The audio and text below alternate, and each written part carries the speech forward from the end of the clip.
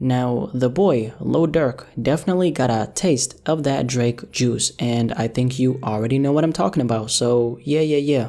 Let's talk about it. Now, Laugh Now, Cry Later with Drake featuring Chicago's own Lil Durk. The collab I didn't really ever think I needed, but I definitely did need. This is probably the best song I've heard from Drake in a very long time. The production on the song is smooth, like I'm talking on a whole nother level, and let's not even mention how well Lil Durk fit right into it. Lil Durk, aka Durkio, has been putting on for a city for a while now. Lil Durk got his first big break in 2012 with L's Anthem. That was pretty much the start of him taking off. He then dropped a song called This Ain't What You Want a year later that's considered a classic within his fan base. That was another defining moment in his career. Like Me featuring Jeremiah also became a really big song. That's a banger. Ever since then though, he's consistently been putting out music. He was on Def Jam for 5 years but announced his departure from the label in 2018 and decided to sign with Alamo Records, who he's currently signed to. Lil Durk has been on a slow but very steady grind for these last couple years. He's kind of been on the verge of breaking into the mainstream, but he's never really been able to go the entire distance by himself. And that's why I think Laugh Now, Cry Later is kind of that moment that changes everything for him. Getting that Drake stimulus package ain't no joke. Let me just tell you that. Right before Laugh Now, Cry Later dropped, Lil Durk was sitting at around 6 million monthly Spotify listeners. That number has now almost tripled in the span of 2 weeks. That's that Drake effect. Of course, he didn't really need this stimulus package to keep on thriving, but if we're talking breaking out of the box, he's kind of been stuck in a weird way. It's the missing key, that's what it is. On top of this, he actually did his thing. His verse was absolutely amazing. Lil Durk took this opportunity and ran with it. There's been other cases of rappers who've had the opportunity to collab with Drake and either their verse was weak, something happened that stopped them from being on it, or they didn't send their verse in time. Even though he's collabed with Drake in the past, as an example, Lil Baby was supposed to be on Tusi Slide, but in his own words, he didn't send a verse back, he forgot. And then Trippie Redd was supposed to be on God's Plan, but his DJ leaking a snippet of the song led to Drake's team not only being upset for letting that happen, but since the God's Plan snippet at the time was going viral, he wanted to capitalize off of that ASAP, so Trippie Redd was taken off the song. Keep in mind, he also never managed to finish his verse on time, which on top of his DJ leaking a snippet of it, plus Drake wanting to take advantage of the buzz the snippet created, he ended up not being on it, and that was, of course, a bag that slipped away.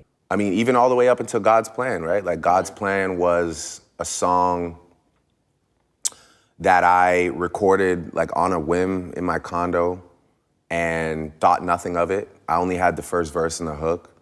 I sent it to Trippie, and I was like, yo, maybe this could work for your album.